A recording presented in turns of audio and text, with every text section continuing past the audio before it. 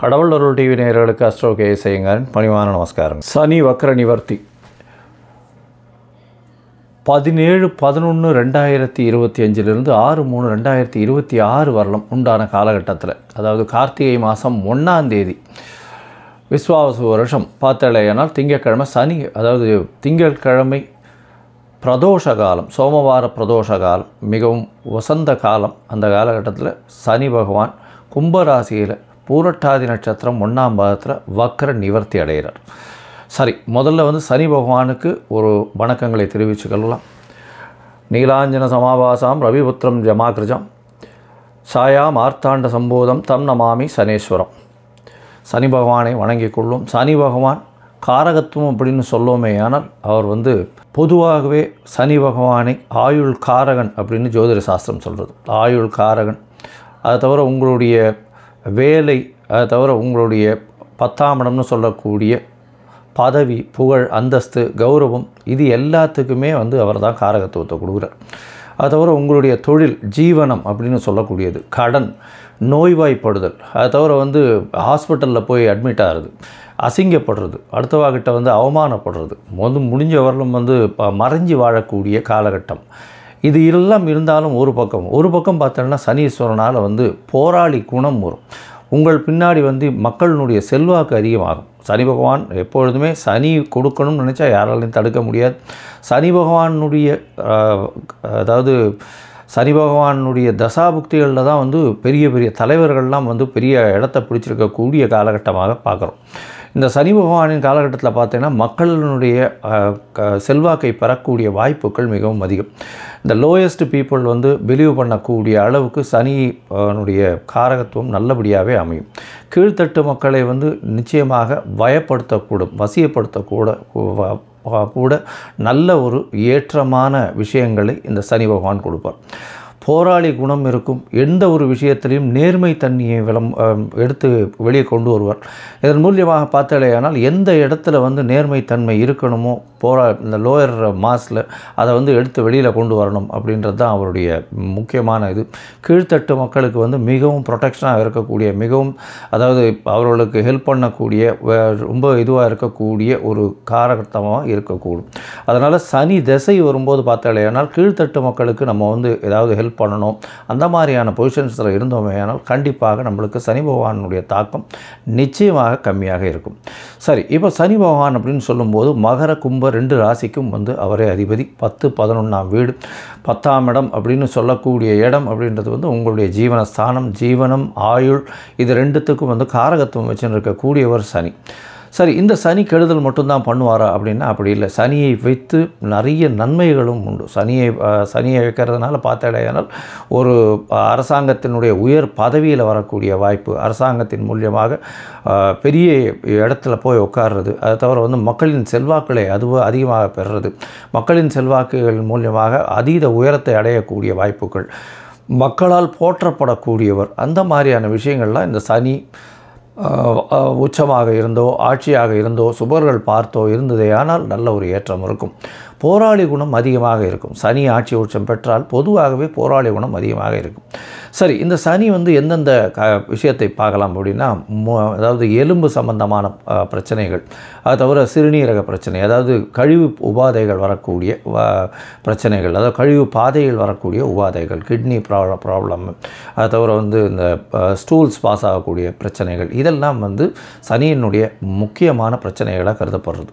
அது தவிர பார்த்தோம்னா எலும்பு தேய்மானங்கள், அதை சனியினுடைய பிரச்சனையாக சொல்லக்கூடியது. ஏன்னா சனி மிகவும் முக்கியமான கிரகம். சரி, இந்த சனி பகவான் எந்தெந்த காலகட்டத்தில் யார் யாருக்கு இது பண்ணுவார் அப்படின்னு பார்க்கும்பொழுது, சனி பகவான் ஆட்சி உச்சம் பெற்றிருந்தால், சுவர்களின் பார்வையோடு இருந்தால் மிகவும் நல்லது. பொதுவாக சோம்பல் குணம் கொண்டவர்கள் இந்த சனி பகவானின் லக்னத்தில் சனி இருந்து சனி பகவானுடைய ஆட்சியில் இருக்கிறவங்களுக்கெல்லாம் கொஞ்சம் சோம்பேறித்தனம் அதிகமாக இருக்கும். பேச்சில் வன்மை அப்படின்றதெல்லாம் பார்த்திங்கன்னா ரொம்ப அதிகமாக இருக்கும். பேச்சின் மூலியமாகவே பிரபல்யமாகக்கூடியவர்களாகவும் இருப்பார்கள். சட்டம் ஒழுங்கெல்லாம் பார்த்திங்கன்னா இவங்களுக்கு இந்த சனி பகவான் பகவான் ஆட்சி உச்சம் பெற்றவங்களுடைய பங்கு மிகவும் அதிகமாக இருக்கும். சரி, இப்போ பார்த்தாலேயானால் சனி பகவான் வக்கர நிவர்த்தி அடைகிறார். இந்த வக்கர நிவர்த்தி அடைகிறதுனால என்ன அப்படின்னு பார்த்தீங்கன்னா, இவ்வளவு நாளாக அவருடைய வேகம் கம்மியாக இருந்தது, அதன் மூலியமாக பலன்களும் கம்மியாக இருந்தது. இப்பொழுது பார்த்தீர்களேயானால் அவருடைய பலன்கள் மிகவும் அதிகமாக இருக்கும். ஏன்னா அடுத்த கிட்டத்தட்ட ஒரு 4 மாத காலம்தான் இருக்க போகிறார். அதற்கு பிறகு அவருக்கு சனி பெயர்ச்சி 6/3/2026 வருது. அதாவது கும்பத்திலிருந்து மீனத்துக்கு போகிறார். இந்த காலகட்டம் வரை அவருடைய வேகமான வழக்கமான பலன்களை யார் யாருக்கு எது சரியோ அந்த சரியான பலன்களை கொடுப்பார். ஏன்னா சனி பகவான் மேஷத்தில் நீச்சமாகவும் துலாத்தில் உச்சமாகவும் இருக்கக்கூடிய கிரகம். துலாத்தில் உச்சமாக இருக்குது அப்படின்னா துலாத்துக்கு என்ன அப்படின்னா அளவுகோல் வச்சுருப்பாங்க. அது ரெண்டுமே ஈக்குவலாக இருக்கும். துலாம் அப்படின்னா தராசு வைக்கிறதுனால ரெண்டுமே ஈக்குவலாக இருக்கக்கூடிய ஒரு ராசி. அதனால் உங்களுடைய நல்லது கெட்டது எந்த ஒரு விஷயத்திற்கும் இதற்கு அது எடுத்துக்கொண்டு கழித்து கொண்டு அந்த மாதிரியெல்லாம் இல்லாமல் நல்லதுக்கு நல்லதை கொடுக்கறதும் கெட்டதுக்கு கெட்டதை கொடுக்கறதும் சனியினுடைய வேலை. அதனால் சனி பகவானை பொறுத்தவரை நீங்கள் செய்த நன்மை, நீங்கள் செய்த தர்மம், அது எல்லாத்துக்கும் உண்டான நிச்சயமான பலன்கள் கண்டிப்பாக கொடுப்பார். யார் யாருக்கெல்லாம் 7.5 சனி, அஷ்டம சனி, அர்த்தாஷ்டம சனி இதெல்லாம் இருக்கோ அந்த காலகட்டங்களில் நிச்சயமாகவே அவர் கொடுப்பார். இந்த காலகட்டங்களை தாண்டி வந்தவங்களுக்கு அதனுடைய பிரச்சனைகள் என்ன, அது எப்படிலாம் மாற்றங்களை உங்கள் வாழ்வில் கொடுத்தது அப்படின்றது உங்களுக்கு நல்லாவே தெரியும். சரி, இப்போது சனி பகவானுக்கு உண்டான எளிய பரிகாரம் என்ன? ஒருவேளை சனி பகவான் உங்களுடைய ராசிக்கு நல்லபடியாக இல்லை அப்படின்னா என்ன எளிய பரிகாரம் அப்படின்னு பார்த்தோம்னா, அருகில் இருக்கக்கூடிய பிள்ளையார் கோவிலில் போய் உங்களால் முடிஞ்சது தயிர் சாதம் விநியோகம் பண்ணுங்க. அதாவது சனிக்கிழமை அன்றைக்கி காகத்துக்கு சுடசாதம் வைங்க. குளிச்சுட்டு பெருமாளை காமிச்சிட்டு அதுக்கப்புறம் சுடசாதம் காகத்துக்கு வைங்க. அது தவிர சனிக்கிழமை எள்ளு விளக்கு போடுங்க. யாருக்கு? சனி பகவானுக்கு எள்ளு விளக்கு போடுங்க. ஒரு 8 எள்ளு விளக்காவது போடுறது ரொம்பவும் முக்கியம். 8 பிரதட்சணம் வர்றதும் ரொம்பவும் முக்கியம். அது தவிர பார்த்தோம்னா சனி பகவான் அப்படின்னு சொல்லும்போதே காகத்துக்கு உண்டான விஷயங்கள், காகத்துக்கு உண்டானது, அதாவது சாதம் வைக்கிறது, காகத்துக்கு உண்டான வடித்த சாப்பாடு, புது சாதம் சனிக்கிழமை வைக்கிறது ரொம்பவுமே முக்கியம். அது தவிர தோல் சம்பந்தப்பட்ட இரும்பு சம்பந்தப்பட்ட தானங்கள் கொடுங்க உங்களால் முடிஞ்சது. அது தவிர முடவன் கிரகம்னு சொல்லக்கூடியதுனால கால் உடைந்த இது இல்லாமல் பேரலைஸ் ஆகிருக்கிறவா, கால் ஊனமுற்றவர்கள் அவர்களுக்கு உங்களால் முடிஞ்ச அளவுக்கு எந்த அளவு ஹெல்ப் பண்ணுறதுனாலும் பண்ணுங்க. சாப்பாடு பணம் மட்டும் கொடுக்காதீங்க. ஏன்னா இந்த காரகத்துவத்துக்கு நீங்கள் தானம் கொடுக்க வேண்டியதுன்னு பார்த்தேன்னா நல்லெண்ணெய் கொடுக்கலாம், தயிர் சாதம் கொடுக்கலாம், கருப்பு துணி கொடுக்கலாம். அது தவிர பார்த்தாலேனால் எள்ளு கொடுக்கலாம். அது தவிர உங்களால் முடிஞ்சது தோல் சம்பந்தப்பட்ட விஷயங்கள், அதாவது தோல்னால் இந்த லெதர் ஷூஸு, லெதர் பர்ஸு, இந்த மாதிரியான விஷயங்கள் கொடுக்கலாம். லெதர் பேக் கொடுக்கலாம், லெதர் கோட்டு கொடுக்கலாம், லெதர் க்ளவுஸ் கொடுக்கலாம். அது தவிர இரும்பு சம்பந்தப்பட்ட விஷயங்கள், அதாவது உடல் உழைப்பை நம்பி இருக்கிறவர்கள், அதாவது வீடு இருக்கிறவர்கள், அது தவிர அந்த சுவேஜ் இந்த மாதிரியான விஷயங்கள், கீழ்த்தட்டு வேலைகள் செய்பவர்கள் அவர்களுக்கெல்லாம் உங்களால் முடிஞ்சது ஷூஸ் வாங்கி கொடுக்கலாம். இரும்பு சம்பந்தப்பட்ட அந்த பாண்டு, மம்முட்டி அந்த மாதிரியான விஷயங்கள் வாங்கி கொடுக்கறதன் மூலியமாக சனி பகவானுக்கு செய்யக்கூடிய பிரீத்தியாக இது எடுத்துக்கொள்ளப்படும். இரும்பு சம்பந்தப்பட்ட இந்த இரும்புன்னா ஆணி, அந்த மாதிரி சுத்தி, உளி இதெல்லாம் வாங்கி தானமாக சனிக்கிழமை கொடுக்கலாம். நல்லெண்ணெய் தானமாக வாங்கி சனிக்கிழமை கொடுக்கலாம். சரி, இந்த காலகட்டத்தில் உங்களுக்கு என்னென்ன விஷயங்கள் நடக்கும் அப்படின்னா, சனி பகவான் கும்பராசியில் இருக்கார். கும்பராசியிலிருந்து அவருடைய பார்வை அப்படின்னு சொல்லக்கூடியது சமசப்தம பார்வை அப்படின்னு சொல்லக்கூடியது சிம்மத்தில் விழும். அதாவது 7ஆம் இடம். 7ஆம் இடம் எல்லா கிரகங்களுக்குமே உண்டு. அதை தவிர பார்த்தீங்கன்னா அதீதமான பார்வைன்னு சொல்லக்கூடியது 3ஆம் இடம் மற்றும் 10ஆம் இடம். இது சனி பகவானுக்கு உண்டான விசேஷ பார்வைகள். 3ஆம் இடம்னு சொல்லக்கூடியது மேஷத்தையும், 10ஆம் இடம்னு சொல்லக்கூடியது விருச்சிகத்தையும் சனி பகவான் பார்க்குறார். இந்த காலகட்டத்தில் சனி பகவானின் பார்வையில் படக்கூடிய ராசிகளுக்கும் சிறு சிறு பிரச்சனைகளும் கண்டங்களும் வரக்கூடிய வாய்ப்புகள் மிகவும் அதிகம். சரி, இந்த காலகட்டத்தில் சனி பகவானுக்கு உண்டான எளிய அதாவது காயத்ரி மந்திரம்னு சொல்லக்கூடியது ஓம் சனேஸ்வராய வித்மஹே சாயா புத்ராய தீமஹி தன்னோ சனேஸ்வர பிரசோதயாத்து அப்படின்றத ஒரு 8 தரம் ஒரு நாளைக்கும் சொல்லிட்டு வாங்க. நான் என்னுடைய யூடியூப் சேனல்லையும் அதை லிங்க் போடுறேன் பாருங்க. அதை பார்த்து 8 தரம் சொல்லிட்டு வாங்க. உங்களுக்கு வரக்கூடிய பிரச்சனைகள் எல்லாமே சூரியனை கண்ட பனி போல நிச்சயமாக கரைந்து போகும். சரி, இப்போது மேஷம் முதல் மீனம் வரை ஒரு ராசியாக சனி பகவானுடைய பெயர்ச்சி, அதாவது வக்ர நிவர்த்தி எந்த மாதிரியான மாற்றத்தை கொடுக்கும் அப்படின்றத பார்ப்போம். சிம்மம், மகம், பூரம், உத்திரம் இந்த 3 நட்சத்திரம் 9 பாதங்களை கொண்ட ராசி. இந்த 7ஆம் இடத்தில் சனி பகவான் வக்ர நிவர்த்தி அடைகிறார். 17/11/2025 6/3/2026 வரலும் உண்டான காலகட்டத்தில் 7ஆம் இடத்துல சனி பகவான் 7ஆம் இடத்துல சனி பகவான் இருந்தாருனாலே உடல் நலத்தில் பிரச்சனை வரும். எதிர்பாலினத்தவர் மூலியமாக பிரச்சனைகள் இருக்கக்கூடிய காலகட்டம். பார்ட்னர்ஷிப் தொழிலில் பிரச்சனைகள் இருக்கக்கூடிய வாய்ப்புகள் உண்டு.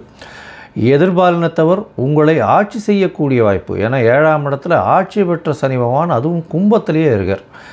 7ஆம் இடத்துல ஆட்சி பெற்ற சனி பகவான் கும்பத்தில் இருக்கிறது. கும்ப சனின்னு சொல்லக்கூடியது புரட்டாதி 1ஆம் பாதத்திலேயே வக்ர நிவர்த்தி ஆறுது.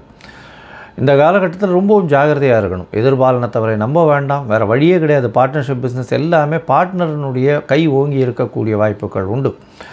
உடல் நலத்தில் ரொம்ப கவனமாக இருக்கும். உடல் நலத்தில் இப்போ கவனமாக இருக்கிறது ரொம்ப முக்கியம். ஏன்னா ராசியிலேயே உங்களுக்கு கேது பகவானும் சனியின் பார்வையோடு இருக்கிறது அந்த அளவுக்கு விசேஷத்தை கொடுக்காது. எந்த ஒரு விஷயத்தையும் நீங்கள் டெசிஷன் எடுக்க முடியாத அளவுக்கு மிகுந்த குழப்பத்தை கொடுக்கக்கூடிய காலகட்டமாக அமைய போகிறது. பொறுமையும் மட்டுமே உங்களுக்கு ஏற்றத்தை கொடுக்கும்.